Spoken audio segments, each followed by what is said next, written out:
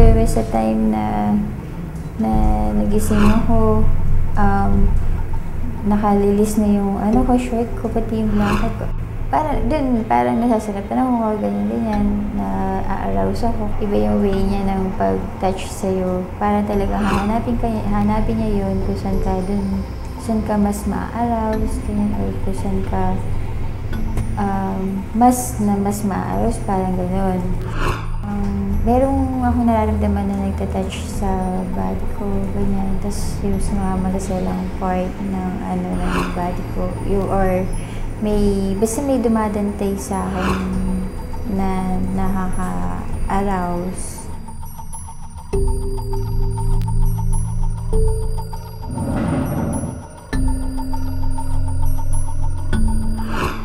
Inaakit, minumolestya, pinagsasamantalahan ng isang masamang espiritu. Parang ang hirap paniwalaan. Pero marami ang nagsasabi at nagigiit na posible raw ito mangyari. At ito ay nangyayari sa kanila. Ako si Ryan Eigenman. Buksan ang mga mata. Talasan ang pandinig. Palawakin ang isip. Dahil ang mundo ay nababalot ng misteryo.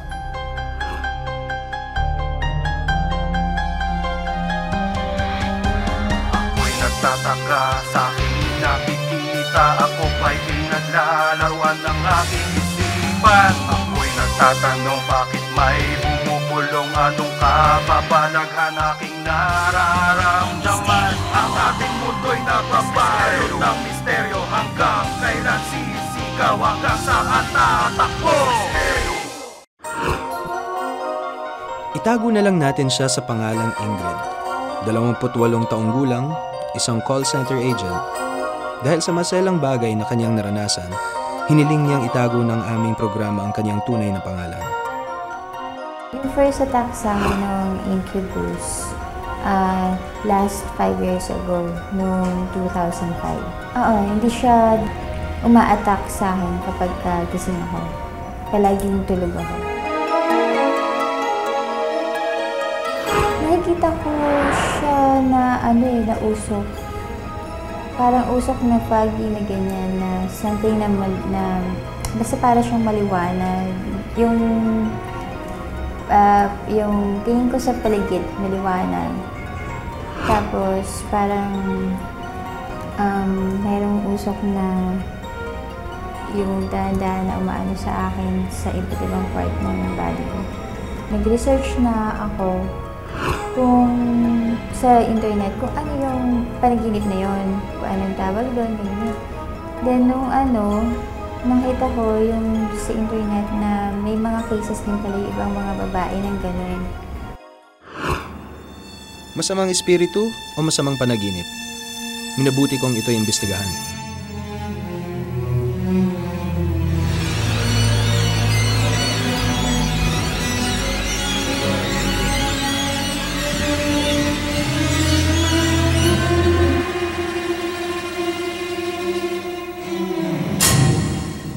Andito po kami ngayon sa 9th floor ng isang condo hotel para imbestigahan ang kaso ng isang babae na supposedly ina-attack ng isang incubus. Kasama ko ngayon si Samara Tambis from Maharlika Infinitum and Lillian Gee, a consultant psychologist. So, tara na po. Anong nangyayari ngayon? Ongoing yung process ng healing.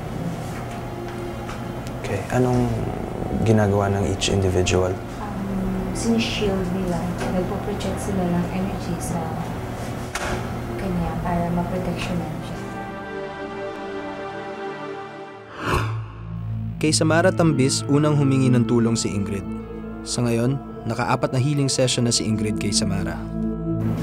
Ano ang definition ng isang incubus or succubus? Is it a demon or a spirit? Okay.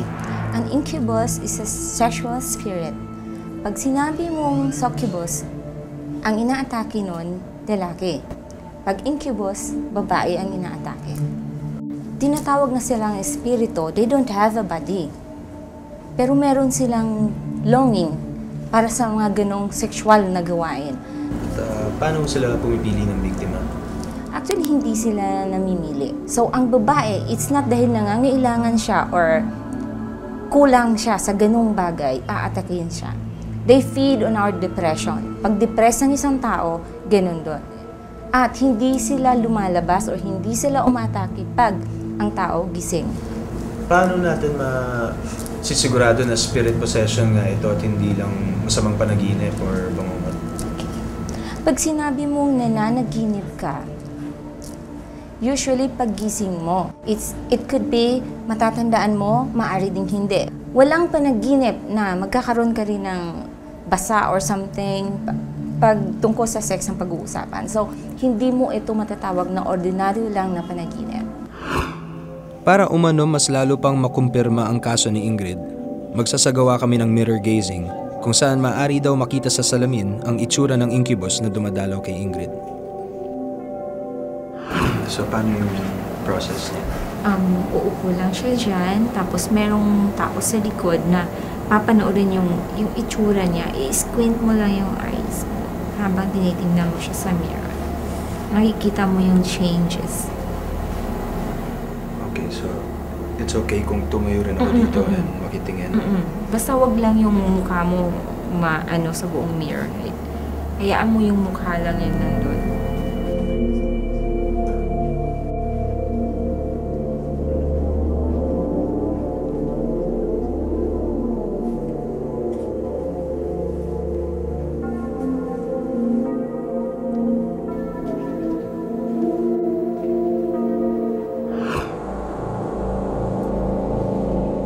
Isinagawa ng aming grupo ang mirror gazing upang makita raw ang anyo ng incubus o espiritong dumadalaw kay Ingrid.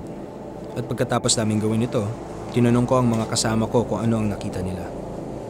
Inilarawan ng mga spiritual healers na sina Samara at Vanu ang kanilang mga nakita. Ano yung nakita ninyo? Ako, ang una ko nakita sa kanya is guy na medyo may bigote. Na, ikaw kasi medyo ganun, isa naman bilugan. Kayo? Same? Ako parang kamukha mo, parang haba ng konti yung buhok. Parang malungkot, parang mag-isa siya. Ganun. Pero ang psychologist na si Dr. Lilian G. Kayo naman, Miss Lilian, ano yung nakita niya? Ako, tingin ako ng tingin. Squirt ako ng squirt ng mata ko, wala naman akong makita. So maybe it takes, training or ano. Well, kasi actually wala akong makita eh. Well, ako naman, based on this experience, it's my first time to try something like this. There were some moments during the session habang naka-squint ako, nakikita ko pa yung katawan niya, pero nawawala yung ulo. And then, medyo kinikilabutan ako, pero okay. So, nawawala yung ulo, but I see the body, I see the arms, and then when I try to open my eyes, babalik naman yung buong image. And then I'll squint again, magdi-dissolve na naman, and then pagka nakasquint ako, tas may image na lumalabas, hindi ko nakita yung bigote. Pero nakita ko medyo bumilog yung muka, and medyo sunken yung eyes niya dito, medyo maitim yung dito niya. Hindi ko ma-differentiate, hindi ko masabi. Hindi ko nakita yung bigote, pero nakita ko lang medyo may kabilugan, medyo mapanga ng konti. Tapos medyo sunken nga yung mata niya, maitim yung eye bags.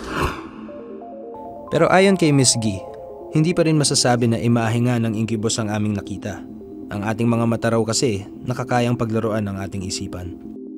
Would the squinting of the eyes have something to do with the distortion of the image? Yes, when we try to squint our eyes, gaya kanina nabanggit ko, when we squint our eyes, we tend to see an image na medyo distorted.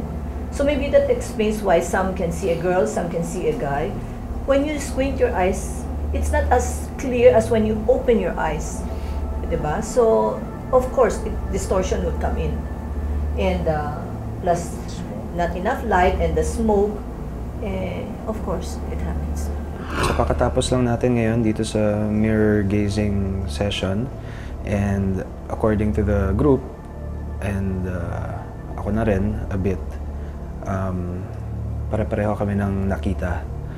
Pero marami pa rin factors na nakaka-influence nung mga nakita ko.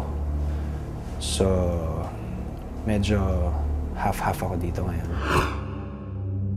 Nararamdaman ni Ingrid ang sinasabing espiritu sa kanyang pagtulog at nakita ng paranormal investigators ang anyo at hugis nito. Ngayon naman, kukonsulta sa unang pagkakataon si Ingrid sa isang psychologist para humingi ng medical opinion tungkol sa kanyang sitwasyon. Si Lillian Gee ay isang consultant psychologist. Specialty niya ang mga kaso ng trauma at dissociation identity disorder. Ano ang mga posibleng clinical explanation sa supposed incubus attacks? Clinical explanation, dissociation disorder, wherein one person multiplies into different personality or have a tendency to forget things, selective memory, selective forgetting of things, and imagining another human being again or creature with them in the same room or same place. Anong tools or methods ang magagawa natin para ma-disprove ang supposed incubus attacks? Well, we have to have data. We have to first find out kung ano ang family background niya, what happened to her, kung may any trauma siya, may transition ba sa buhay niya, may mga bagay ba na nakakos sa kanya ng mga traumatic na memories na selectively she would want to forget. We should be very careful not to jump into conclusion right away na that person is spiritually possessed, kasi that's not safe and that can be very dangerous.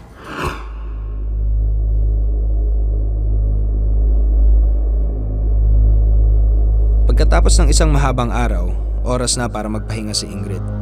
Pero tuloy ang aming investigasyon sa kanyang mga karanasan. So, andito ngayon kami sa bedroom kung saan mag-stay si Ingrid for the night. We have the camera connected to a monitor sa labas para mababantayan namin si Ingrid habang natutulog siya.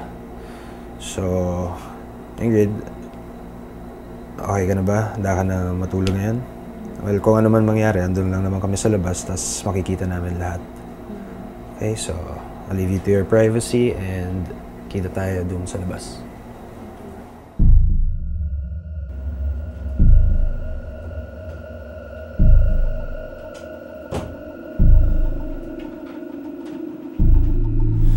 So, ano sa tingin mo yung chances na may makukuha tayong video? Kung ganyan naman, cover lahat. Maaari kung sakasakaling makatulog siya ng hindi, tapos dadalawin siya ang pagkita niya. Kaya what are you expecting tonight? Well, sa time na ngayon, maybe she's going to have a peaceful sleep and we'll see what will happen tomorrow. Okay, so yun na lang yung gagawin natin ngayon. We wait and see. And we'll watch this little thing throughout the night.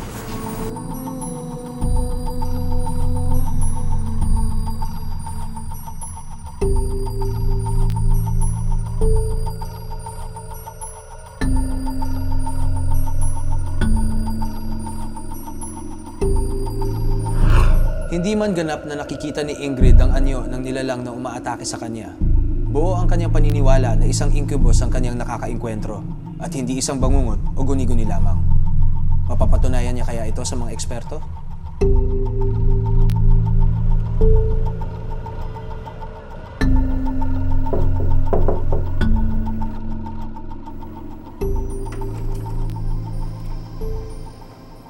Morning. Kamusta naman yung tulog mo? Okay naman siya. Aside from the fact na parang yung position ko nung before ang matulog, pag-gising ko, yung pa rin yung position. Well, according dun sa footage na nakuha, dun sa camera, everything was normal. So since we did na one experiment, we'll try another one later tonight. Dun matutulog si Ingrid sa sleep lab nila. After that, mabibigyan siya ng results kung ano talaga nangyayari habang natutulog siya. Pero sa kasamaang palad, hindi natuloy ang gagawing follow-up na investigasyon sa di umano'y incubus experience si Ingrid. Tumanggi na kasi siya na sumailalim sa anumang karagdagang pagsusuring medikal. Kasi sa akin nangyari yun, yung parang ang makakatulong sa akin, yung mga spiritual experts, hindi yung medical health or medical expert.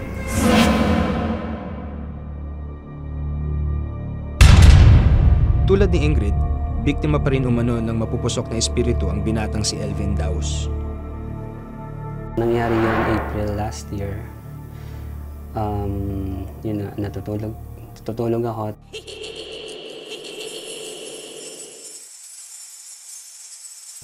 Na merong something heavy on me.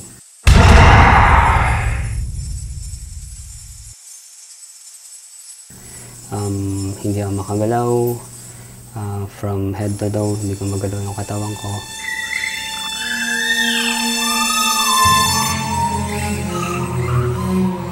Naisip ko lang magdasal.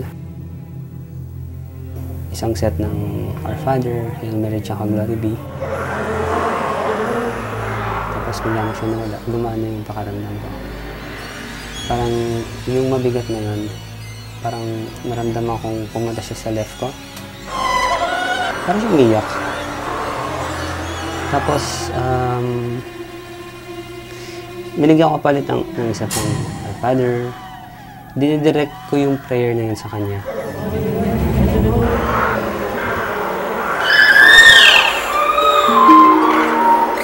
Tapos narinig ko siya, nagsasalita siya. Hindi ko maintindihan, ibang language eh. Never heard before. Then after that, pinagpatuloy ko yung dasal. Tapos, ayun, tapos tumigil na rin siya.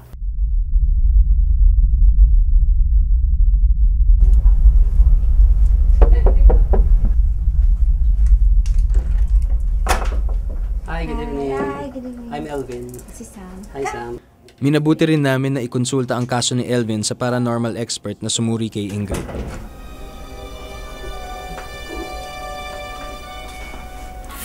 Pinakwento ni Samara kay Elvin ang naging karanasan niya para matiyak kung succubus nga ang umatake sa kanya.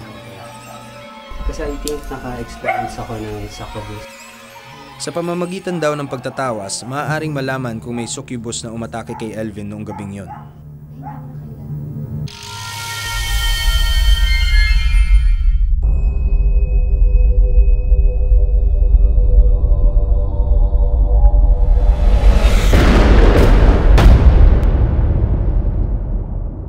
Pinausukan muna ang mga gagamitin sa ritual para raw matanggal ang mga negatibong elemento nito.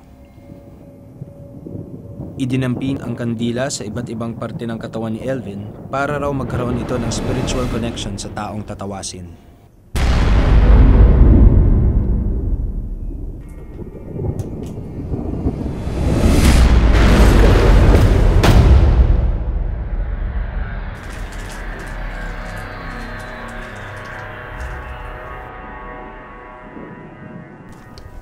Ano kaya ang imaheng lalabas sa papel?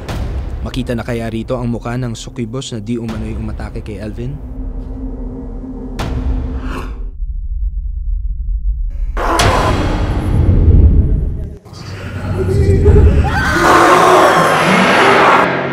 Isang ritual ang ginawa ng mga paranormal experts upang malaman kung isang succubus nga ang umaatake kay Elvin.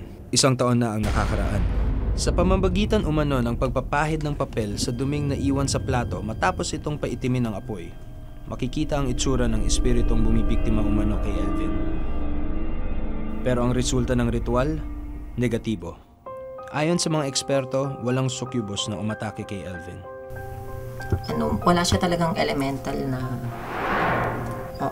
more on lang siya, emotions. Kung mapapansin nyo, dito meron yung mukha ng malungkot. Kaya siguro emotional ka lang siguro talaga noon. At saka, more on depression lang talaga. There's something wrong. Meron na ayaw nating aminin o ayaw nating ipaalam sa ibang tao. Meron kang fear inside you. Ang interpretation nila sa parang deep emotional problem or depression yung nangyari. na merong connected something like sa family or sa loved one siguro. Pero kasi I'm not going to stop in there. Parang gusto ko talaga i-research. Ngayon gusto ko na siya talaga i-research. Kasi hindi ko siya dati pinapansin talaga. Pero dahil kumbinsido pa rin si Elvin na hindi lamang guni-guni ang naranasan niya noong gabing yon, pumayag siyang patunayan ito sa pamamagitan ng pagsasalin sa isang polygraph o lie detector test. Sinimulang ikabit ang mga aparato na gagamitin sa pagsusuri. Ang pneumograph na nilalagay sa itaas at ibabang bahagi ng dibdib ay may kakayahan daw na basahin ang breathing pattern. Ang GSR o galvanic skin response na ikinakabit sa dulo ng daliri ay sumusukat naman ng skin moisture o pawis ng katawan. At ang cardiograph na nilalagay sa braso ay sumusukat sa bilis ng pulso. Ang nakukuhang resulta ng tatlong aparatong ito ay inire-record sa isang computer. Base umano sa reaksyon ng katawan ng isang tao, maaaring masabi kung nagsasabi siya ng totoo o nagtatakhang isip lamang. Dumedepende kasi ang polygraph sa body reaction ng tao. So yung tao naman, dumedepende dun sa tanong sa kanya. So kung threatening yung tanong sa kanya, or guilty siya doon sa tanong, without knowing, meron nagbabago doon sa mga signs niya. So doon natin masasabi na is telling a lie. Mr. Elvin, konting saglit na lang po, magsisimula na tayo. Iwasan na lang po ang anumang paggalaw, diretso lang ang tingin, normal lang po sa paghinga, huwag pong pipigilan. Noong gabi ng April 2009, nagising ka ba dahil may mabigat na nakadagan sa'yo? Opo. Wala ba ibang tao sa kwarto? Meron po. Nawala ba ang mabigat na bagay dahil pagdadasal? Opo. May narinig ka ba na umiiyak sa kaliwang tenga mo? Opo. Masamang espiritu ba ang dumagan sa'yo? Opo. Tapos na eksaminasyon, iwasan lang muna ang gumalaw. Hintayan natin hudyat bago kumilos.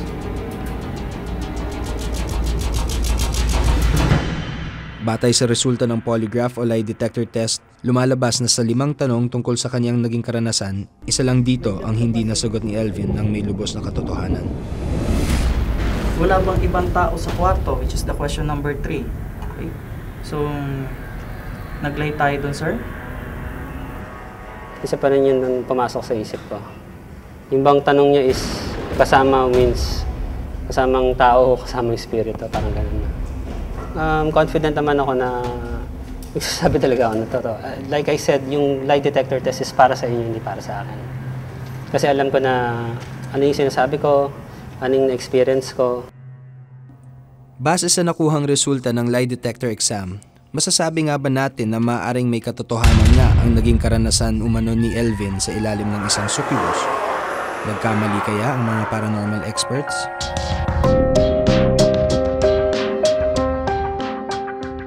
Dinala namin si Elvin sa isang dalubhasa para alamin ang kasagutan. Ayon kay Dr. Ernesto Nora, isang psychiatrist, may paliwanag daw kung bakit ito ang nakuhang resulta ng polygraph o lie detector test. Yung sa lie detector test, lumabas naman doon is really telling the truth. Ang panaginip kasi, may mga pagkakataon na akala natin ay talagang totoo ito. So pag tanungin mo ang isang tao na nanaginip, maaaring ang sagot nila ay totoo dahil para sa kanila ay totoong nangyari ito. Maaari din itong mangyari kung ang isang tao ay nagkakaroon ng hallucination or mayroon tayong mga delusions. Para sa mga gantong tao, ang mga hallucination na to o delusions, kahit na hindi totoo para sa atin o sa karamihan, ay sa kanila ay totoo. May suggestion din ng psychologist na maaaring magpaliwanag sa sinasabi ni Elvin na naging karanasan niya. Maybe because he's into paranormal, so that's why yung imagination niya is really vivid. Pag sa dreams kasi, usually, sa psychiatrically speaking, ito yung mga remnants ng mga na laging nasa conscious mind mo na pumupunta sa subconscious mo at lumalabas pag nananaginip ka. Sa psychiatry, maaari raw masabi na may dysthymia or minor depression daw si Elvin. Sisimula to ng pagiging malangkutin, simula pa nung ikaw ay bata o nung matagal na panahon, Wala siya talagang elemental na, oo, more on ano lang siya, emotions. Kung mapapansin nyo, Tila nagtutugma ang pananaw ng paranormal at scientific experts na aming nakausap tungkol sa kaso ni Elvin. Ayon sa kanila, walang succubus na umatake kay Elvin. Kay Elvin naman, hindi mo rin ito matatawag na succubus. Kasi batay sa salaysay niya, gising siya, hindi siya tulog. So umaatake lang sila o nagpapakita pag tulog ang tao. I believe it's a dream. Sa ngayon, I don't think it really did happen. No? So, ang assumption ko is meron siya talagang underlying minor depression. Kumbaga may emotional issues na hindi niya na-resolve. Pero sa kaso ni Ingrid, ang dalagang di umano'y hinalay ng isang incubus, hati ang naging pananaw ng mundo ng siyensya at paranormal. Post-traumatic stress can cause that. Can cause dissociation, wherein one person multiplies into different personality and imagining another human being again or creature with them in the same room or same place.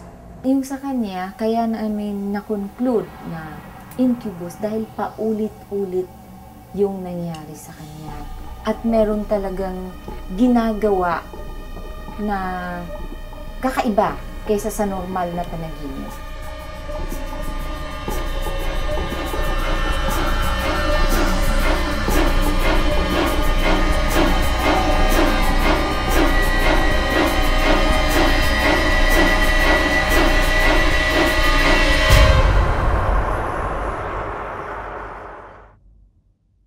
Hirap talagang paniwalaan, maintindihan o patunayan ang pinagdadaanan ni na Elvin at Ingrid.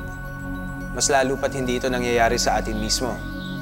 At iba man ang pananaw ng mga eksperto, hindi natin dapat sila husgahan, kung hindi unawain at tulungan.